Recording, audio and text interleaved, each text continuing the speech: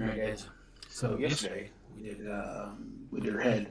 Today we're doing the rest of the body, as you can see. So I've already started on it, and I remembered, hey, I can stream this. So, an awful lot of that happens in my brain. So. All right. So basically, I'm making the armor red because of the Praetorian Guard sort of angle that's connecting her her background. So yeah, the idea behind her is that she is a recovered. So like the Death Star blows up, the second one, Death Star 2, electric blue, blows up, and then the parts of it crash on the forest moon, Endor. And I honestly don't know if that moon has a name. I have never looked it up. So if anybody does know what the name of that moon is, let me know. Because that would be lovely to actually know.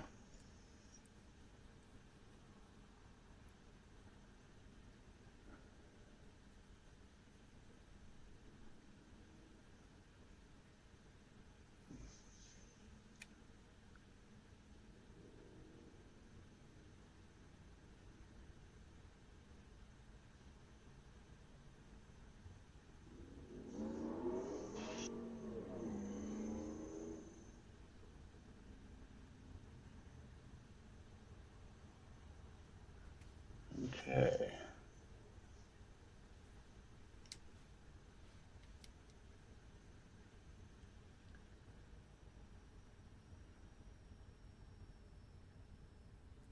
But yeah, so she's the Death Star crashes, and people wouldn't think survive this because of the gravity manipulation stuff that's going on the Death Star, and that sort of a thing. So like, I mean, a lot of people died, but like, she's being kept, and she's a child.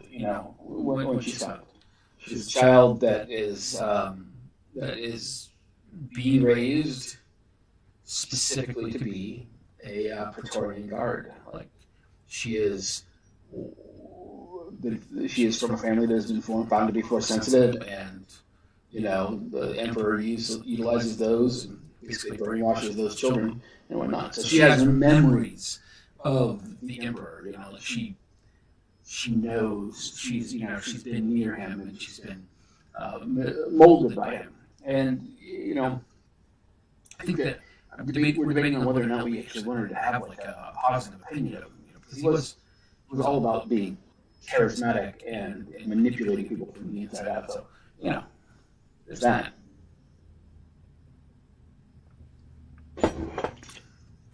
I like the idea that the people on the dark side honestly believe they're doing the right thing. It makes a way different kind of story,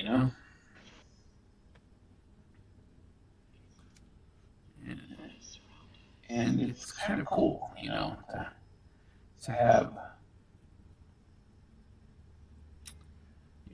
so she gets collected by this rich white dude who is obsessed with getting the Force himself, and he ends up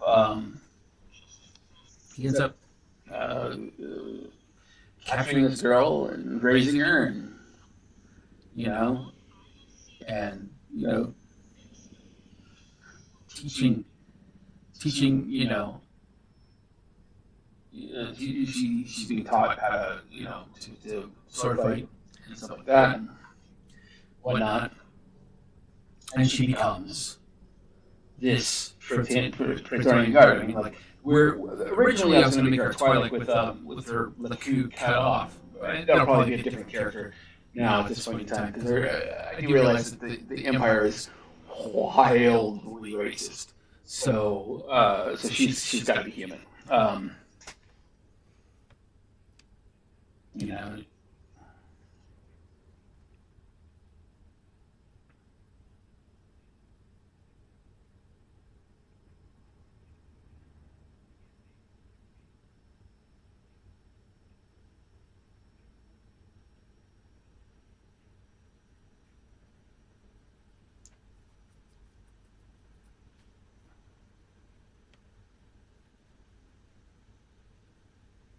Okay. But she was always trying to be a Praetorian Guard. Like that was her thing. Like she really, really desperately wanted that for herself. She saw herself as doing good in the galaxy, and so she becomes Praetor. She becomes she asks for it to be her name, and of course he gives it to her because he himself is also a manipulator. He wants her to feel like she has some semblance of choice within her life as well. And of course she doesn't. She's just being controlled by him, um, constantly. And that is a thing.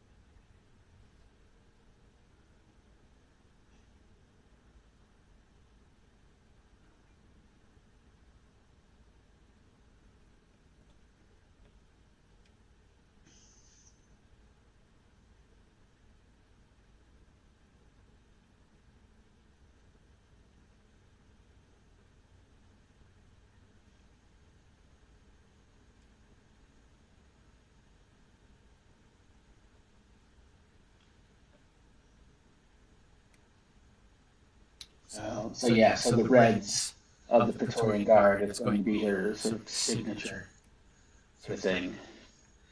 And then when she becomes in control of everything, she becomes Madame Praetor.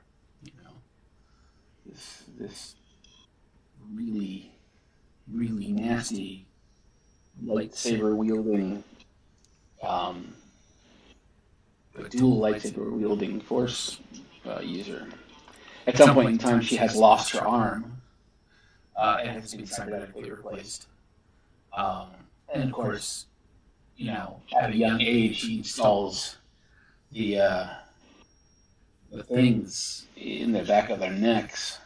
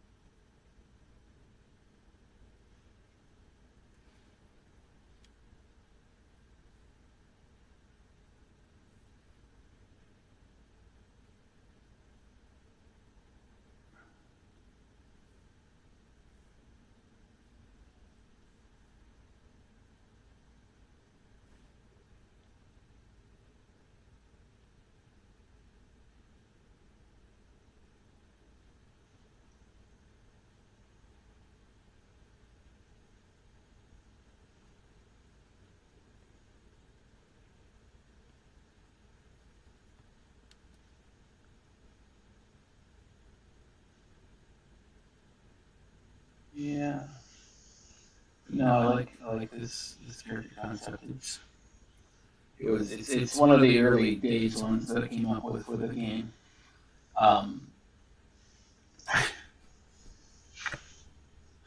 Oh, I can't even say it. Okay, so here's if you've ever watched Mork and Mindy, I just realized that the chest plate on this thing kind of looks like Mork's chest plate in Mork and Mindy, but yeah, that's just a weird little aside we can have there. Mom Miller, Tana, really? Okay. Mom Miller, you are amazing. Thank you. Thank you very much. Tana. Okay, so yeah, so the Death Star just collapses on Tana. And honestly, I kind of want to play with those aspects too. You know, like I want to sort of bring forward certain ideals. You know, like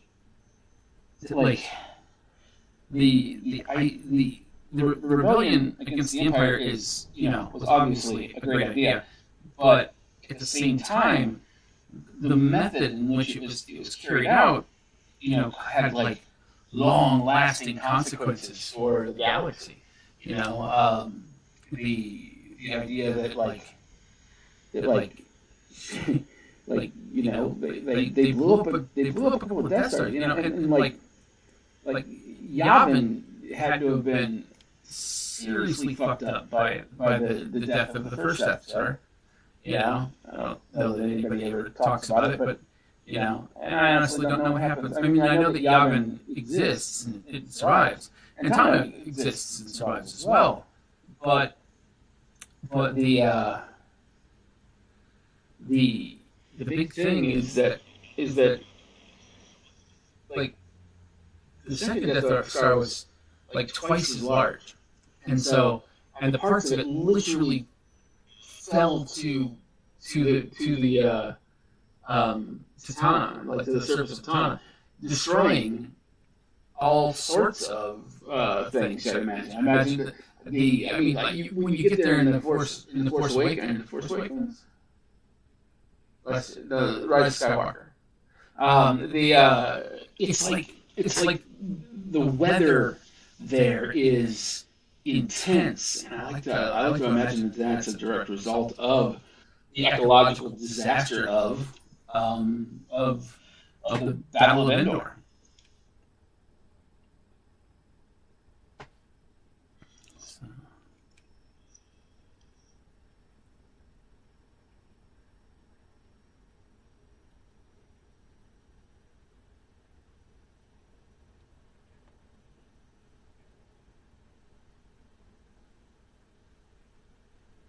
So yeah, so you know, like you got this whole thing, and then boom, the good guys they win, they blow up the Death Star, and then this poor planet, you know, which has nothing but like primitive life forms on it, is ecologically destroyed. I mean, like imagining sort of the cultural sort of things that happen with the Ewoks even afterwards. You know, like what happens to the Ewoks? You know, are the Ewoks taken away from Endor or from Tana because they can no longer live there because it's so fucked up by the ecological disaster of the whole thing? I have no idea. We might, you know, sort of touch on things like that. Sort of you know, I always think about people I know that you know aren't politically polarized, but rather think that they're doing the right thing. You know, like libertarians or something like that, and like the kind of weird rhetoric that you hear from people that don't like either party. I mean, the rhetoric that you hear from the parties is the rhetoric from the parties. So, thank you very much. I really appreciate it. Yeah, no, it's all just kind of. I mean, shadows are a fun sort of. I love shadows. You know, like shadows are astoundingly fun to play with, you know, because they are 100%.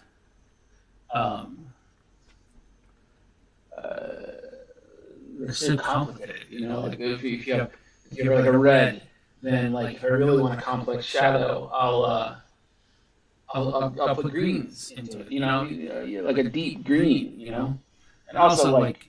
Because that's a complementary color, and it creates it creates a shadow-like color. So, like as you can see here, these guys, there's so much of this that's like, that I've got the greens next to it and stuff like that.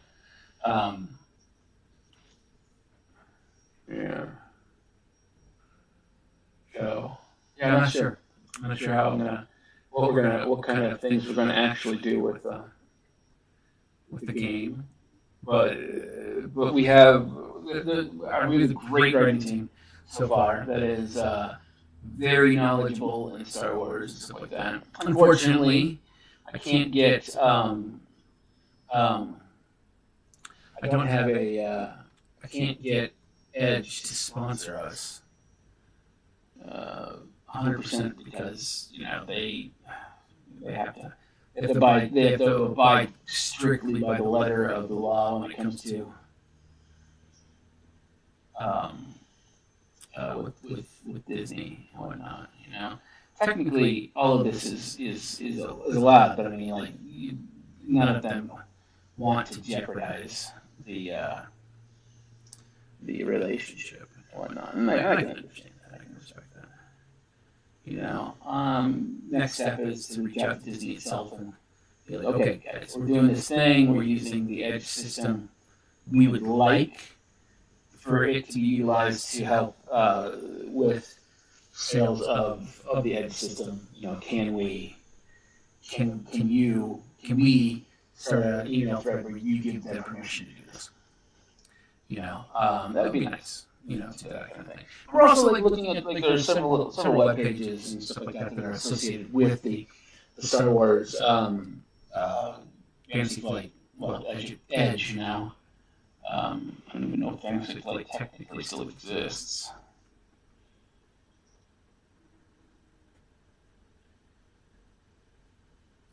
But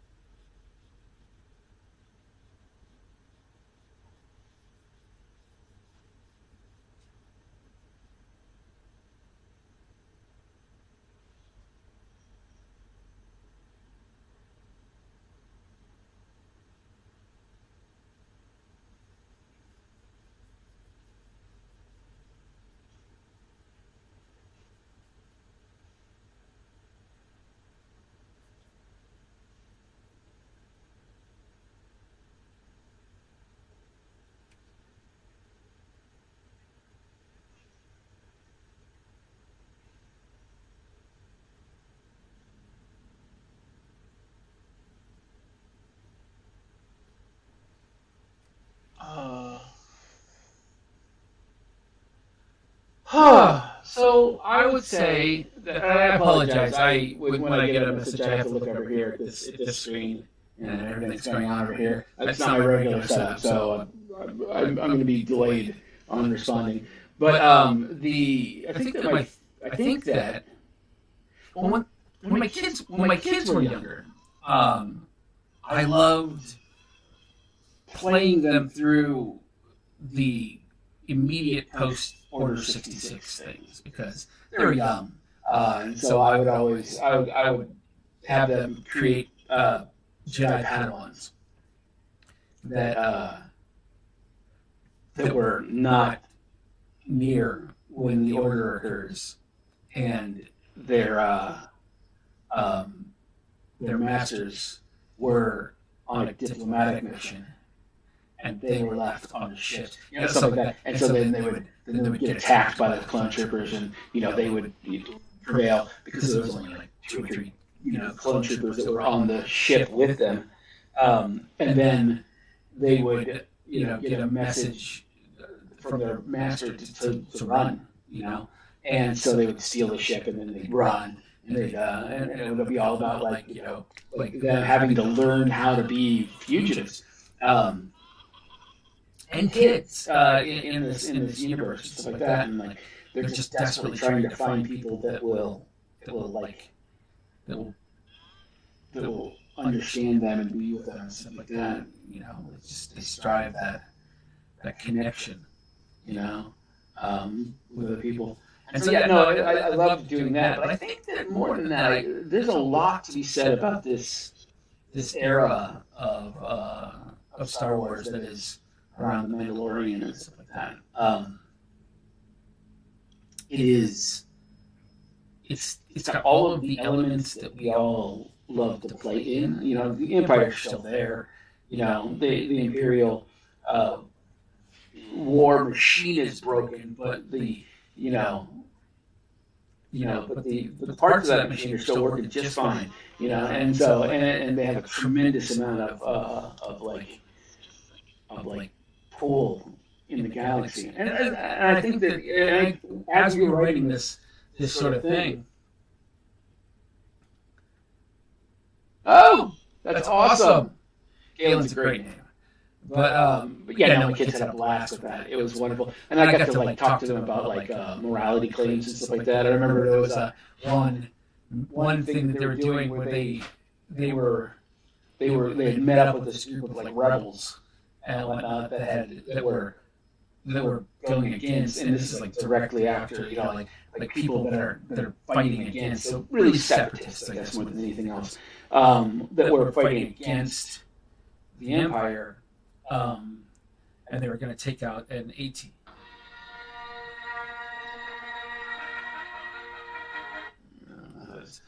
So the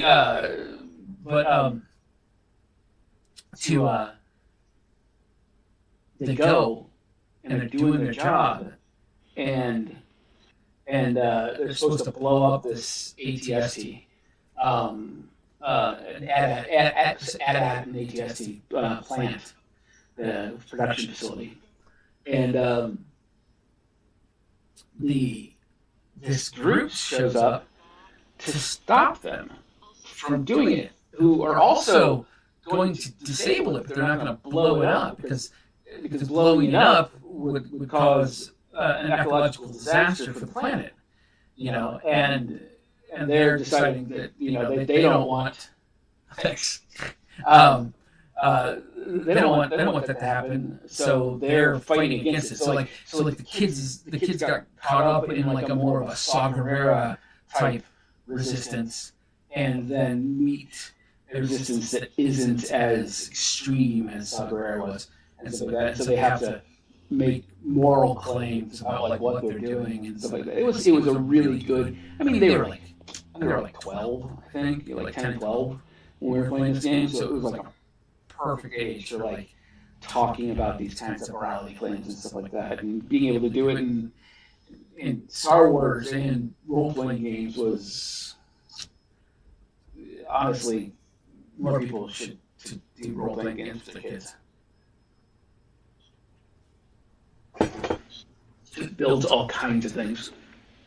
If you're running it, then you are also you're playing as an adversary, but then you can work with them in the game in order to tell a good narrative, and you give them the opportunity to be creative, and then you also give them the opportunity to think through complex situations and stuff like that. And it really does work out quite well, I think. And so.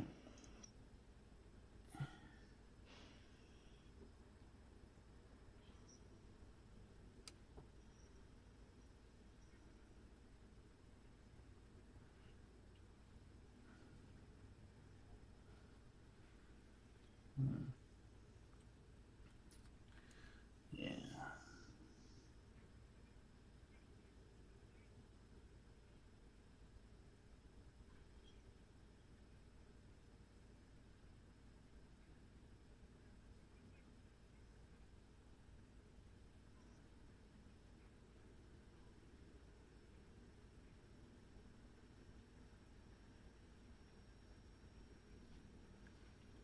All right.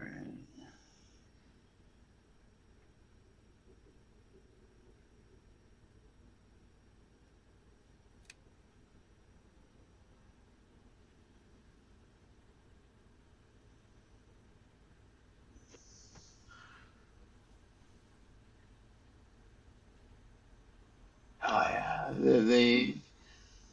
the original game was just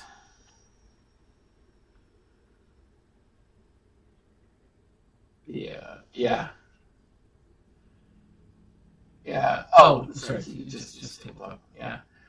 Nice. Yeah, honestly, and now, like I'm currently watching Critical Role right now because we're doing something very similar to that. So it's like, how do we balance things and make it fun, for.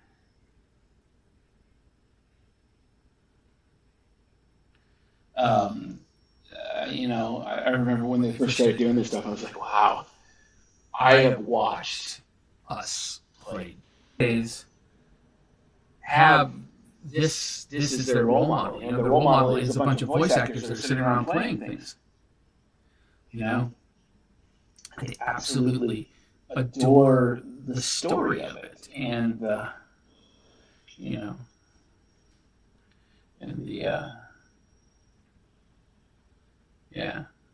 So at any rate, it is what it is, but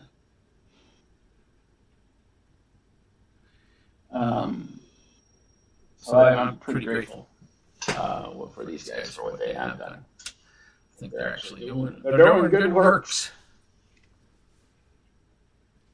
because the kids are going to be awesome now, with role playing, and honestly they are. Like my girlfriend and I go and do Adventures League every once in a while in Portland, where I spent a great deal of time in Portland recently. From not Portland, I'm in Italy.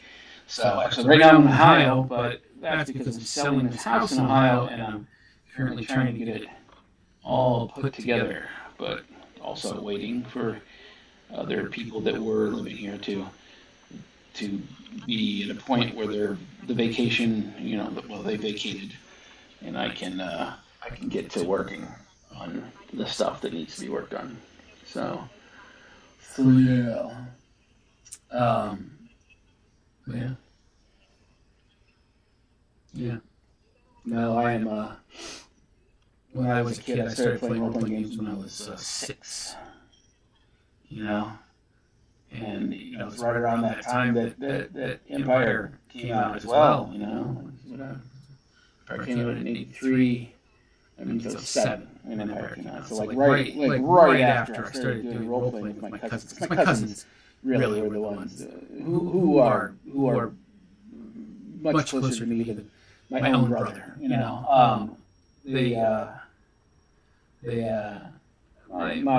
My at-home family really had a lot of problems, and my aunt and uncle were sort of my getaway from a lot of that and whatnot. And again, none of that's all that important. nowadays, because the people that were problematic in my life, I've forgiven all of them. I don't have any animosity towards anyone and the things that they were doing. Having raised my own children and experienced a lot of the same things that they experienced. I didn't do the things that they did, but I can understand how somebody who doesn't have the ability to deal with stress would end up doing this kind of thing. So,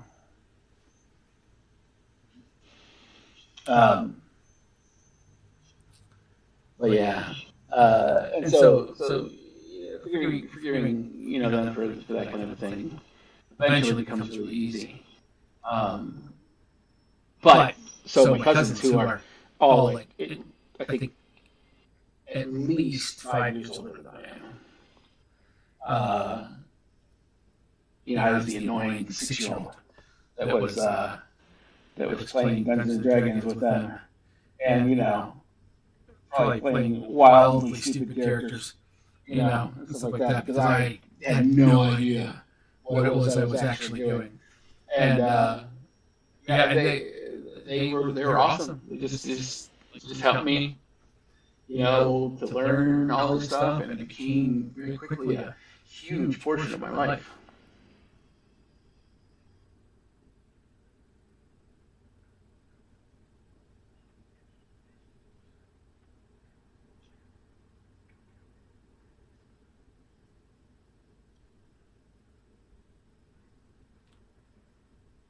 Yeah, no, Dungeons and Dragons it's always been a safe space for people who don't necessarily understand or they stand out from the world. You know what I mean? We're not everybody. We are.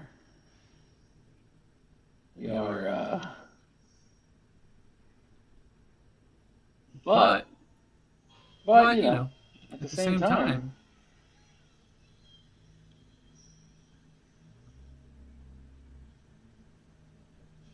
so I like this cyber arm.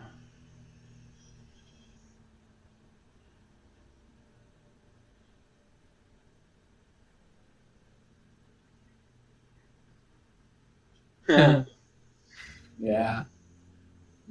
No, I don't. God, my kid's grown now, so I don't know what they're doing. Although I do know that my youngest has a new boyfriend, so that is exciting. She seems very happy. So there's that, and so yeah, that is.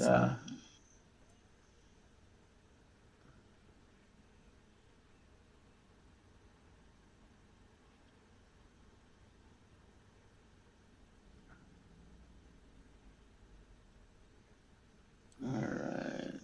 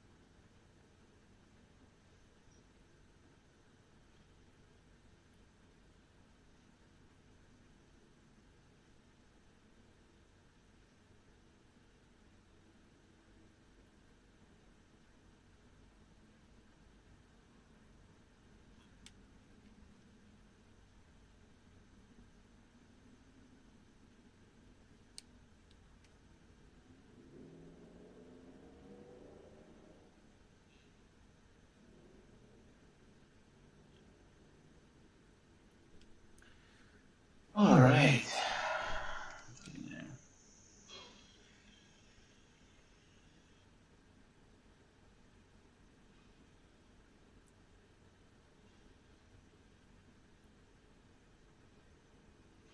Okay.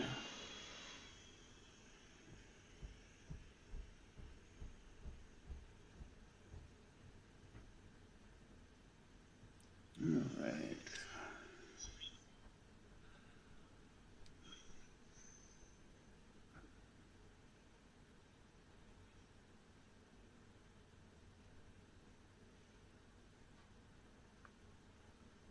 Yeah.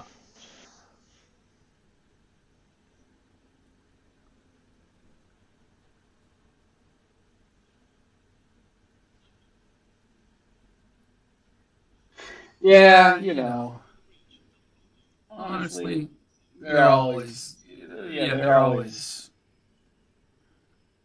it's always a thing. Kids will be what kids are gonna be, They're gonna surprise you, That's awesome. That's my favorite part.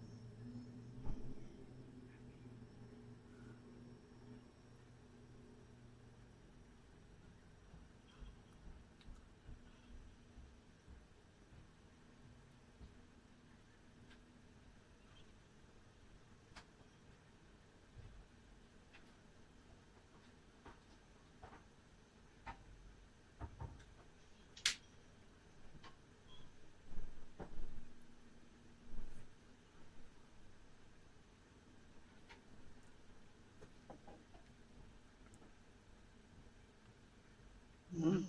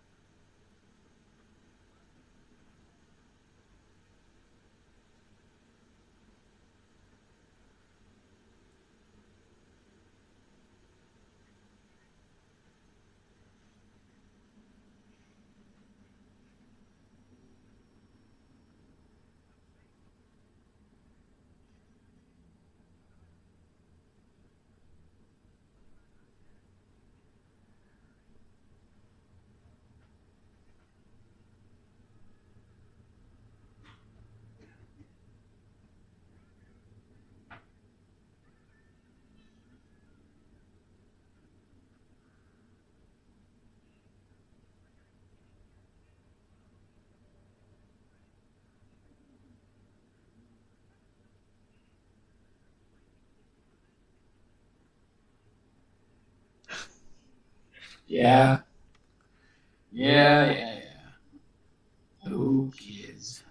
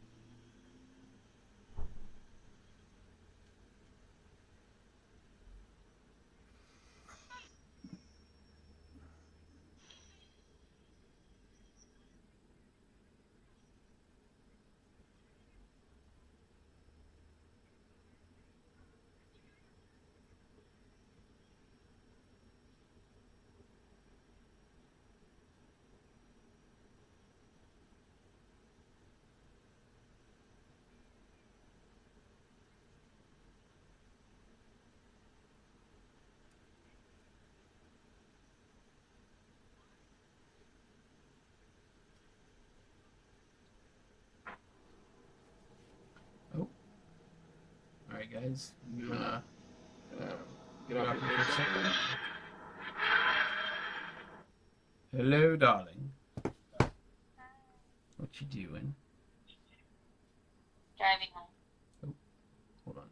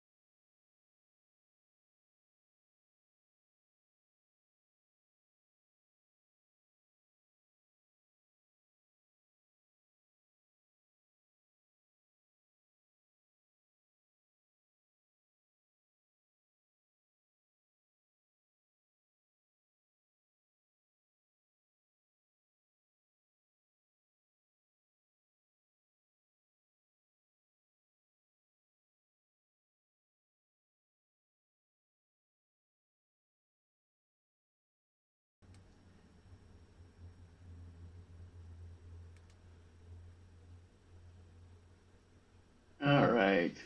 So sorry about that. Yeah, no, I'm here. I just also found out that for some reason on Twitch it's not showing up. So I could have to reload the player, but there's nothing to reload. So now I'm gonna go to my creator dashboard. Is that it?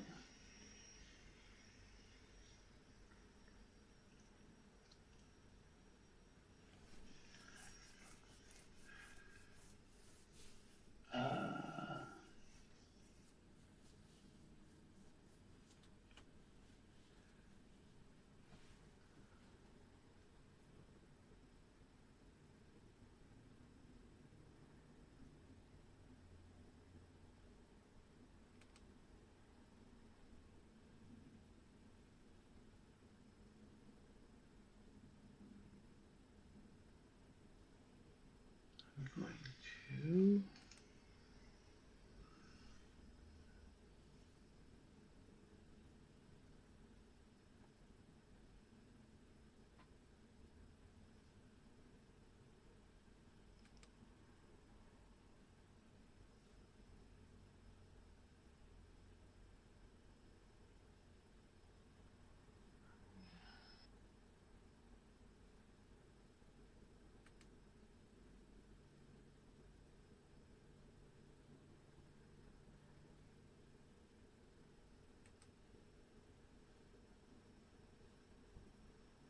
Oh my God.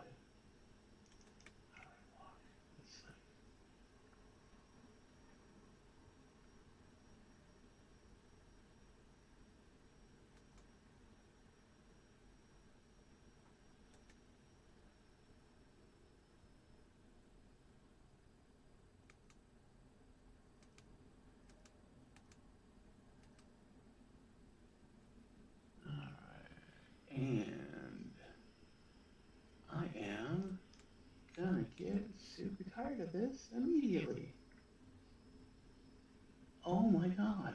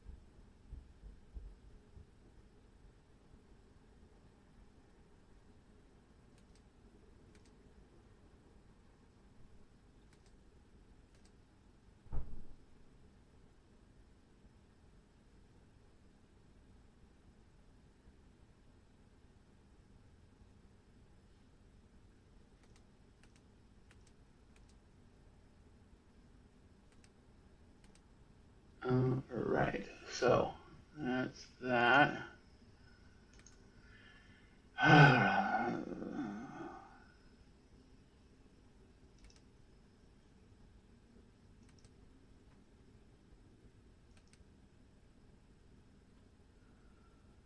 Settings, channels and videos.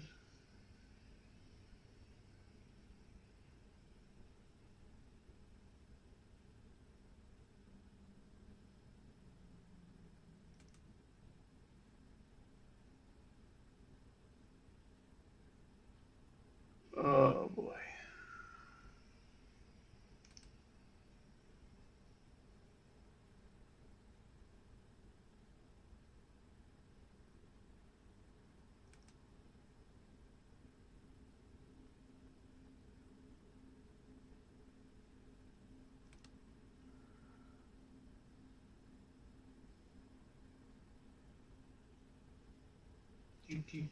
Sorry about this, guys. I'm really trying to figure out why my streaming, like it's recording it, but it's not actually playing it for anybody on Twitch, which is a little irritating.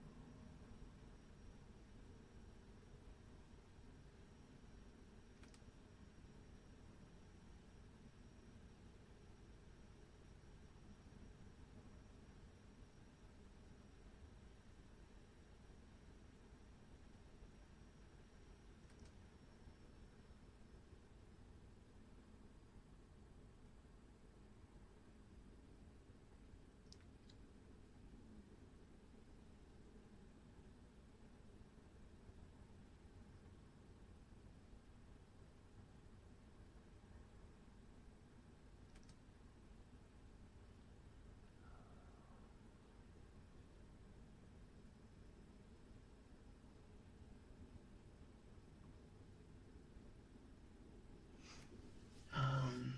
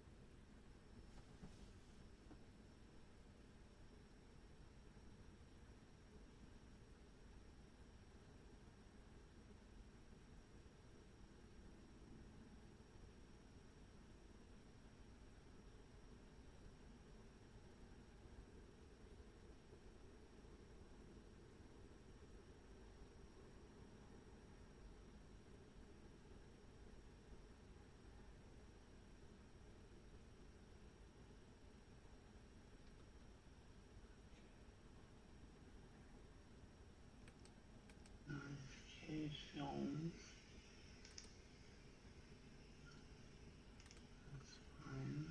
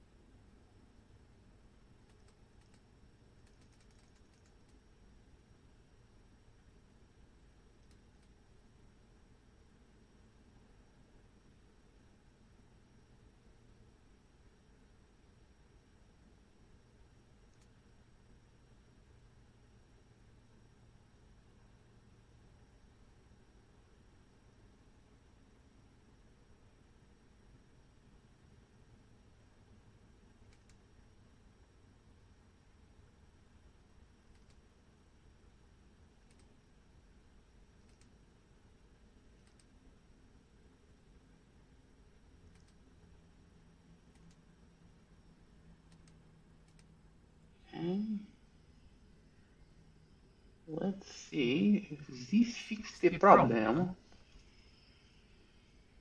which it should have. Okay.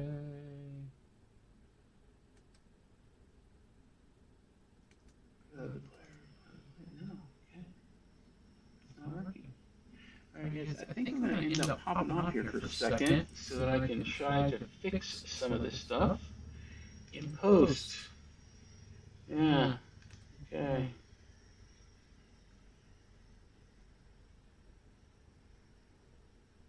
Alright guys, I'll be back.